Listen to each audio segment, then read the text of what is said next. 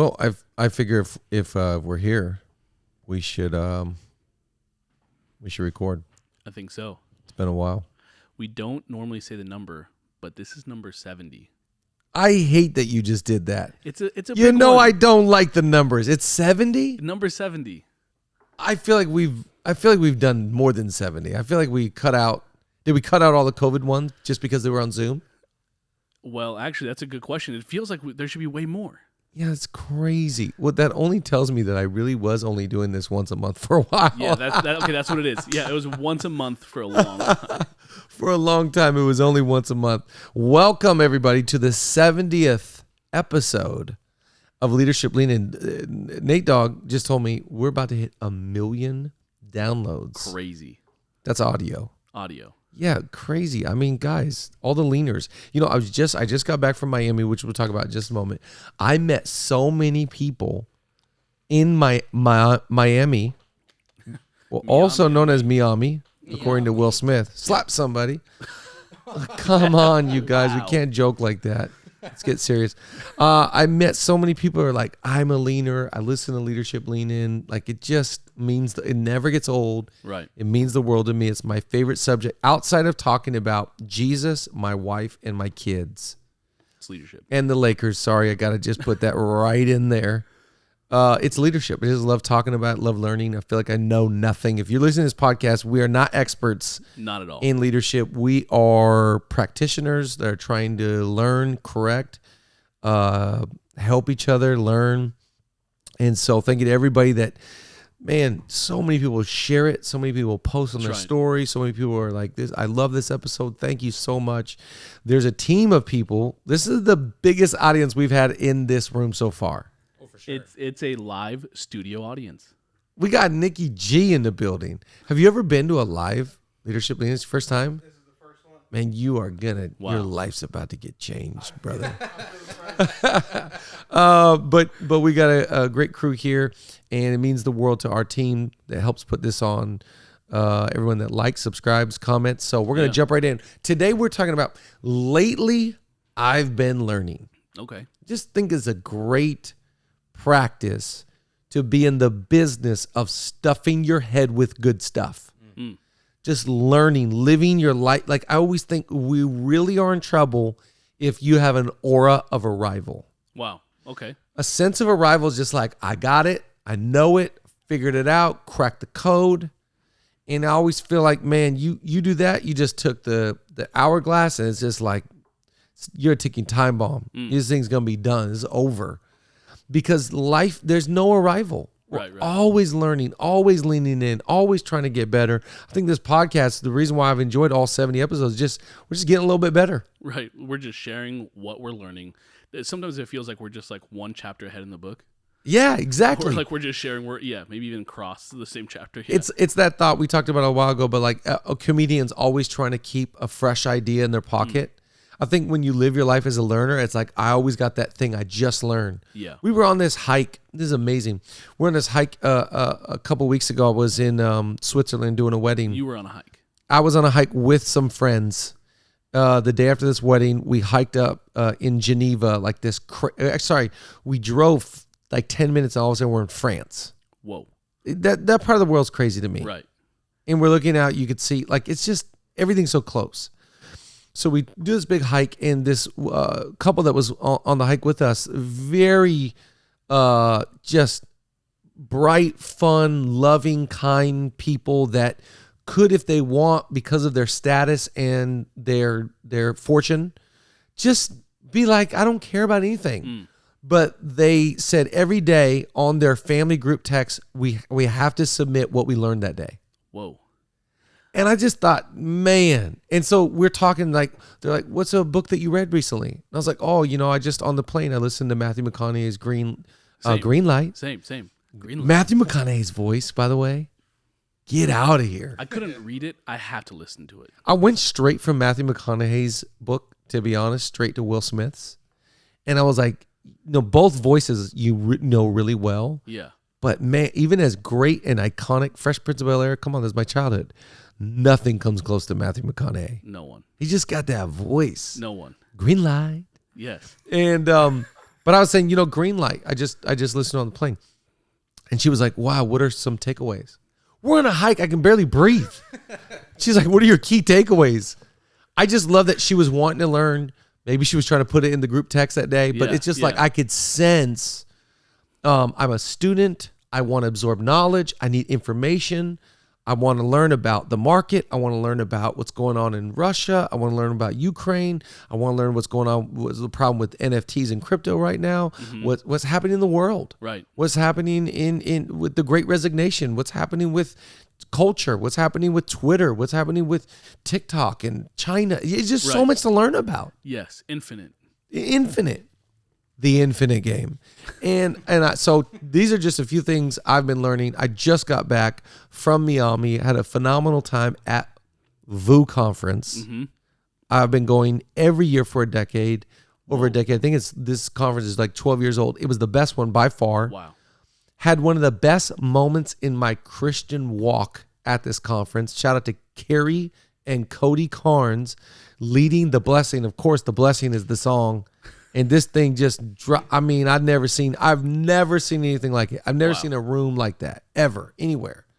And we're having the moment. I was like, I think that's the best one I've ever seen. Jeez. So just coming off so many great communicators, so many great thinkers. And so I'm just going to take you through my top 4 takeaways, things I just learned. First one is life won't wait on the wounded. Mm. Can I take out my phone? I want to take notes. Is that crazy? Yeah, of course you can. I got my laptop here. I'm doing it. And by the way, these are just my notes for my phone. Also, can I just say this? It just goes to show you can always tell a leader, because leaders write stuff down. Write things down. Write down to-do lists. Write down notes. Write down thoughts. Sometimes when you're talking to somebody, like, I'm sorry, could you give me 1 second? This thought just came to me, and I know I'll forget it. Yep. So it's like, it's that whole saying, like, leaders are readers. Right. I really think leaders are writers. Totally. Leaders just put down, just have a note that's like thoughts, quotes, axioms, maxioms, just things that you got to retain. Do you do the voice memo? Voice memos, absolutely. I just think it's so important. And I just love this one. Life won't wait on the wounded. I think the thing about life, it's moving so fast. Mm-hmm. Think about your kids. Think about my kids. Think about our culture, our life. It is moving 1,000,000 miles an hour. And this is why I think one of my biggest values in life is don't break your stride. Great. You cannot afford to allow someone to have the power in your life to wound you at a degree that I'm left on the sideline. Wow. Life does not wait on wounded people. Every field, every industry, every team just has to keep going. Yes. It's part of the key in life. We get back up, try again. Might have missed it, might have made a mistake, might have failed there, might have not got it right, so on and so forth. The details, to be honest, don't always matter. In the long run, right? In the long run, they really don't. You got to keep your stride. Mm-hmm. You got to keep moving. You got to keep loving. You got to keep going. You got to keep smiling. Yeah. I think the key in life, to be honest, more than anything, is showing up. Mm-hmm.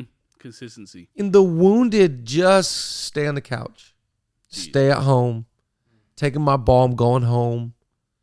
I just see everything through that filter now. Through that lens of what they've done to me, how they've hurt me, and you watch this in wounded people, and I always think wounded people, the problem I have seen is that they're waiting for a conclusion that will never come. Wow. It's like a bad breakup. Someone waits for closure, right? And they never get it. It's not coming. I've got a friend that broke up with somebody maybe 7 years ago, and their person is still bringing that other person up. And in my head, I'm like, the other person has married, moved on, like full on moved on. And you are stuck in a moment. Wow. I feel like Bono right now. You got to get yourself together. Shout out to you too. Shout out to duets. But you can't get stuck. The life does not wait on the wounded. Something just hit me like a ton of bricks when I heard that. And I thought, man, don't let a day go by. Yeah. I one of my favorite scripture verses for all the Bible people out there, you probably know this one and love this one. This is one of my favorite ones. This is the day the Lord has made. I will rejoice and I will be glad in it. To me, I've always loved that thought. It's like, today's the day and I'm choosing joy. Joy is a choice. That's right. You've got to choose to receive joy, choose to receive peace. And all of that is within decisions. I thought this is so good. And I'm just pulling up my phone here. I read this morning. I almost reposted it. John Gordon, who I use his content all the time, he posted something today that is just right what I'm talking about. He says, things outside my control, other people's actions, other people's feelings, other people's mistakes, other people's opinions. Things I can control, my attitude, my effort, my behavior, and my actions. Jeez. So good. I can't control what you do. Right. I can't control what you think. I can control my attitude and my effort and my behavior. Life doesn't wait on the wounded. Let me show you one more that I read this morning. I wanted to repost this one too. This is so stinking good. She is off the charts amazing. How to Create Peace, Dr. Caroline Leaf. Listen to these 3. Accept people where they are. Accept situations for what they are. Accept not every action needs a reaction. I'm laying in my bed 5:30 in the morning because I woke up so dang early. I was like, I'm not even getting up. And I read that, and I wanted to throw my phone. And I was so like, good. Bar. That's so hard to do though. It's like, how did we get caught up in this cycle of going like, hey, every decision I make, it's not going to go through the filter of health and, what these guys are talking about. It's going through how do people get stuck there?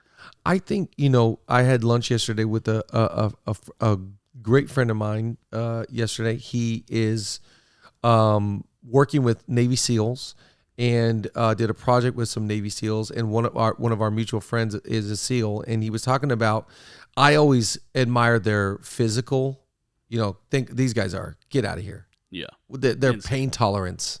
Yes. They do Murphs, the Murph workout, Yep. they do it like multiple times a week. Right.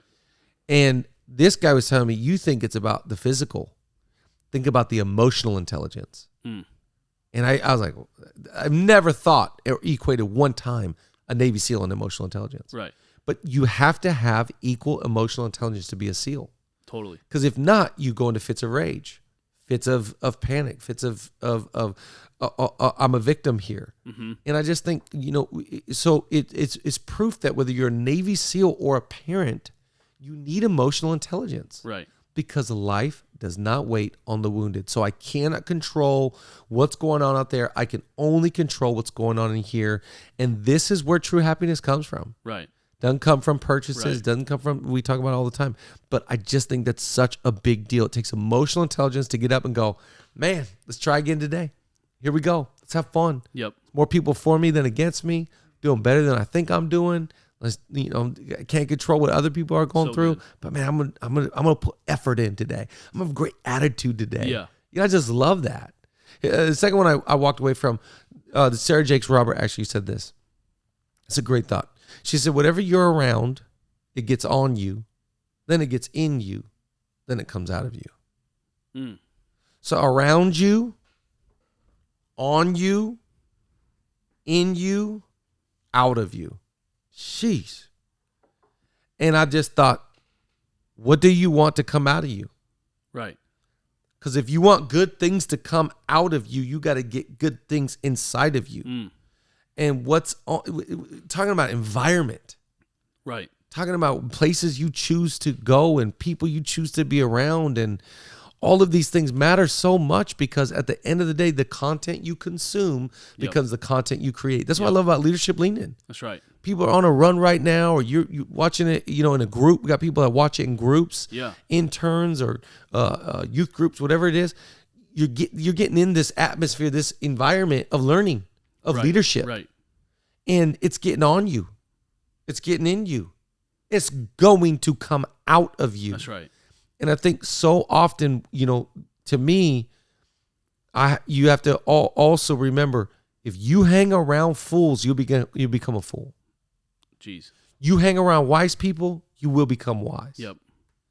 You hang around influential people. You hang around powerful people. You hang around people with a desire for education. You hang around people that love politics. Whatever you're around, you become. That's right. And bad company corrupts all that good stuff that's inside of you.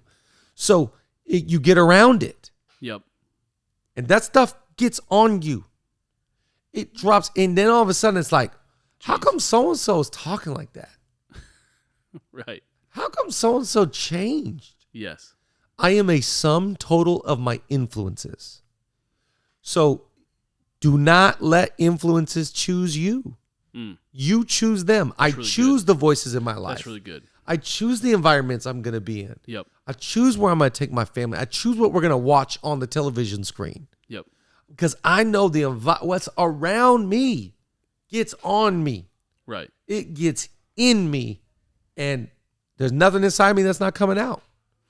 What would you say for someone who maybe they feel like they're stuck somewhere? Maybe they're on a staff, they're on a team. Maybe it feels toxic. It feels, maybe they don't see a way out. Can you, can you add a podcast? Can you change your environment without leaving the proximity of what you're around? Does that make sense? No, I think environment should be probably your number one decision. Yeah. Unless God has mandated you, like old school, Old Testament, Bible. Right. I remember one time I worked at a church in El Monte in probably 2001, 2002. I knew that the pastor was bad. He's cheating on his wife with the secretary, and they're pretty much doing this in plain sight. There was a lawsuit against him. Blah, blah, blah, blah, blah, blah. He lost his church, lost his marriage, lost everything, eventually. Yep. And I remember being, I was probably 22 at the time, and I told God, I want out of here. This place is crazy. This guy is crazy. And I remember as clear as day, I felt like the Lord said to me, you need to stay here and learn everything until I've taught you everything you need to learn. So I knew, number one, this is not forever. Right. Number two, I need, there's some stuff that needs to get caught. Yep. And I felt like sometimes, we so admire great leaders. I do. Yeah. I love the best of the best. I don't think you always have to be around the best to become the best. You can also learn from bad leadership. Wow. And you can write down, I'll never talk like that. I'll never lead like that. I'll never use money like that. I'll never use people like that. Small people make other people feel small. Big people make other people feel big. So if you're around someone small, you can learn so much about what not to do. That's so good. So I'm glad. In fact, I learned so much of leadership from poor leadership. Right. I mean, I grew up, you kind of know my story. Yeah. When I was 10 years old, my dad got dementia. So I always felt like I could never be a good dad. Right. And then I kind of figured out all the things I wish my dad would have done for me. I'm going to write that stuff down. And I'm going to be that, the insecurities I was facing, I'm going to make sure that's not an insecurity for my kids. That's right. So learning from the absence of it. Wow, that's so good. The return on the investment of failure is astronomical. Jeez. I think it's even greater than success sometimes. So I think if you're a student, you'll say, I'm going to learn what's going to get on me. Because I can be in an environment sometimes, as long as I recognize I'm not going to live like this, talk like this, be like this. I am, it's even as Christians. Yeah. For us, you and I are faith people. Maybe not everybody listening to this podcast is. But I'm in this world, but I'm not of this world. Mm-hmm. So I'm in an environment. I have to choose what gets on me, in me, and comes through me. It's like buying the dip on life. When life feels low, it's like, this is when I got to really, really pay attention. That's right, exactly right. Into what's going on. That's exactly right. Pay off later. All right, number 3. The story you tell yourself will be the life that you live. Now, this is very good. Rich, shout out to Rich Jr. and the VU crew and the insane team there. They hosted this lunch, and at the lunch, Rich was teaching this thought. The story you tell yourself will be the life that you live. And I think this is so important because I think this goes back to self-talk. Mm-hmm. And not listening to yourself, but talking to yourself and telling yourself the right story, the narrative. I love To me, great leaders do not let other people control the narrative. Right. I'm in control of the narrative. Yep. So the story I'm telling myself about my family and about Zoe Church and about, if I don't believe in it, others can't believe in it. Nope.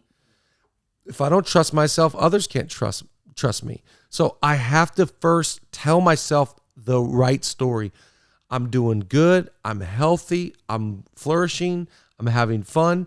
If I can fall into listening to the wrong narrative, I'm done. Yeah. I think a lot of times leadership, where we get it wrong, is we focus on what we're doing. Leadership, we should be focused on who we're becoming.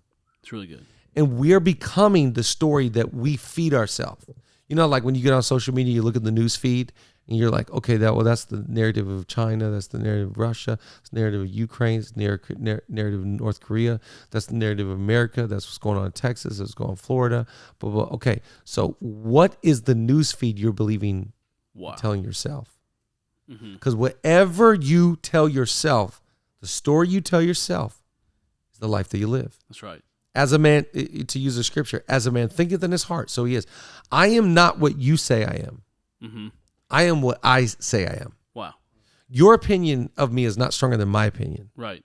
And what you say about me to others at dinner is not more right. powerful than what I say about myself. So I've got to tell myself the right story. I just love this thought, because if we fall in the trap of media or social media, we allow people to hijack the narrative of our life. It's a good thought. And it's like, oh my gosh, like, why do I believe what they say? They don't even know me. Right. Even the people that are closest to me don't know the real me. Only I do. Yep. And I've got to believe. That's where self-confidence comes from. Right. And it's where self-belief and the belief that I'm going down the right path and doing the right thing. It's so much of that is self-talk. We get ourselves in trouble because we start listening to ourselves. And if our self-talk is not healthy, we beat ourselves up. Shame. You're not. What's wrong with you? Right. How come you did that? You always make that mistake.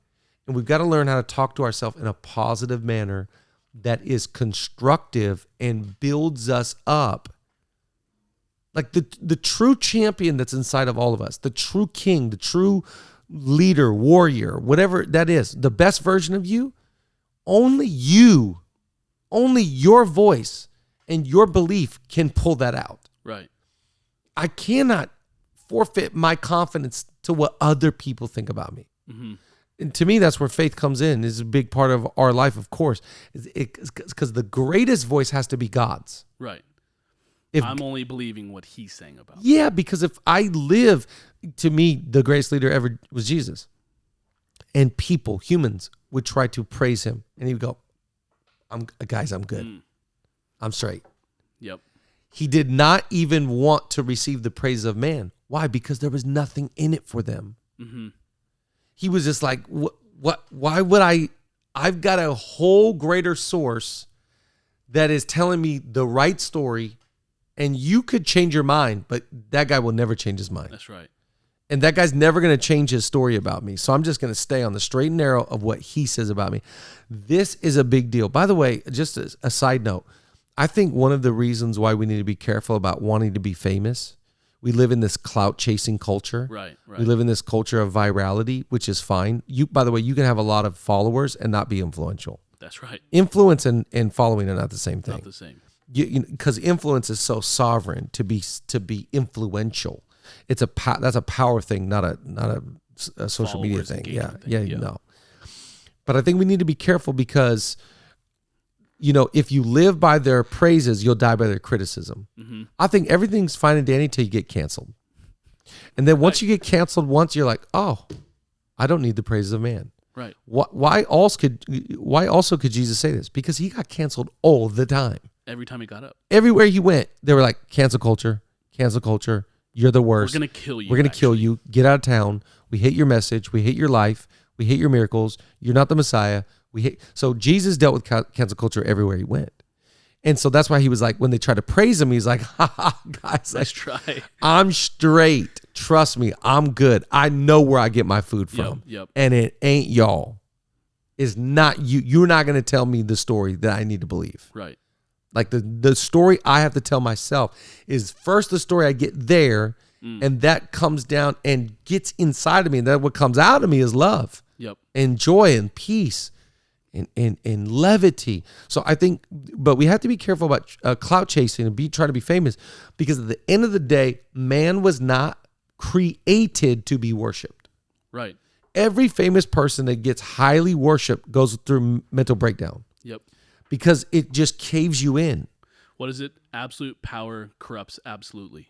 Oh, We're we were created, we're designed as humans to worship, but we're not. It's not in our psyche. It's not in our DNA. We're not built with the character to be able to hold worship in. That's right. And what's so crazy about pride is we all want to be worshiped. We want to be adored. We want power. We want the best seat. We want to be recognized. We want to be loved. We want to be valued. It flies in the face of leadership, by the way. Right. Leadership's about taking the last seat, last place, Leaders serving all, taking care of others, adding value. What will kill your leadership so fast is pride, narcissism, ego. So I think you got to be careful about wanting fame, because you can't be a great leader and go after fame at the same time. Right. That does not exist. You can go after being a great leader, but if you want to be famous, just be like, oh, I don't care about anybody now. I'm just going after me. Yeah, we can go make something viral. Yeah, I'm creating a kingdom. Yeah, yep. You have to be careful, but I love that thought Rich was teaching. The story I tell myself will be the story that I live. Last point, fourth one, from Pastor Mike Todd. Shout out to Tulsa, Oklahoma, and anybody from Transformation Nation that listens to this podcast. Comparison is coveting. He did a brilliant message on comparison. He brought up these two people, this couple. They've been married for a couple months. And he was comparing them Nike and Adidas, Tesla and Mercedes, stuff that's very comparable. Right. And then he did crazy ones like a steak dinner and some dog food. And so the crowd's with it at first. And then all of a sudden everybody's like, what in the world? There is no comparison here. Yeah. And his point is a really cool illustration. He's basically why are you trying to compare your life? God's best for you is something. What they have is a dog food compared to what God has for you. Jeez. And we live in a culture of comparison. Right. It's so natural, in my opinion. You just get up, you compare your outfit, you compare your car, you compare your life, it's so natural in our culture. We're just here comparing. Yep. And comparison, what it leads to, the trap is one of my favorite thoughts on comparison, by the way. Comparison is the thief of joy. Yeah. Yep. Because in order to be content with something, you got to get your eyes on this and not on anything else. That's right. Comparison is coveting, because when I compare, I actually want what they have. Yep. It's that whole thing. Anger means I'm mad at you, but jealousy says I'm mad at God. Anger means you hurt me, but jealousy means, God, you loved him more than you love me. Wow. That's what jealousy is. And we have to be careful with comparison. We have so much comparison in our culture. And you're just never going to live your true, authentic, genuine life, right, bumping your life up against somebody else. You didn't start where they started. You're not from their last name. You don't have their gift mix. You don't have their DNA. Why are you? It's such a foolish thing to do, right, to compare. But we do it. Always. We all fall victim. And we've got to be careful. I think we got to just pause right now and be like, what are the things that are causing me to constantly compare? It's not healthy. It's not helping you. Right. What would be the healthiest version of that? Appreciation. You look at someone else and you say, hey, I appreciate, I'm thankful, I'm impressed. And an unhealthy version of that is, what I have is not valuable. Is less than. Yeah. It's insignificant. Another great thought that I heard this last week was, whatever I can't talk about has me. Uh-oh. A lot of times, the people that you compare yourself to the most, you can't even talk about them. Right. Because they got you. Yep. What is that saying in culture? I live in your head rent free. There's some people that live in your head rent free, and they know it and you know it. And it's like, how did they get so much real estate in your brain? Wow. Maybe they don't even know it. Right. But It's like it's such a trap to like be like I'm less than, I'm competitive, trying to get to where they are because I'm coveting what they have and coveting where they are, coveting what they get to do in the life that they live or who they know, whatever it is. This is the most foolish, outlandish, outrageous thing in the world because it flies in the face of contentment. That's right. Flies in the face of thankfulness. Again, if you want to be a great leader, this podcast is all about trying to be the best leader. There's no way you can be a great leader comparing what you're leading with what somebody else is leading. That's right. It to me, it goes back to that thing of like, don't look to the right or left. Why don't I look right or left? God bless everybody. I hope everybody's winning, but I only have eyes. It's like my wife. Could you imagine? I wear a ring. Today I'm not wearing my Oura ring, but because it's in my golf bag. But I love my Oura ring. When I wear this ring, I'm making a declaration that I only have eyes for my spouse. That's right. I'm not looking and comparing her personality or body or anything with another woman.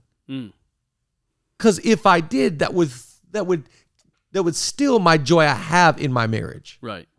It's the same thing with church. Yep. God bless everybody. Nobody's doing it like Zoe. Right. Nobody has the swag Zoe has. The grass is not greener anywhere else. No, and I just love that.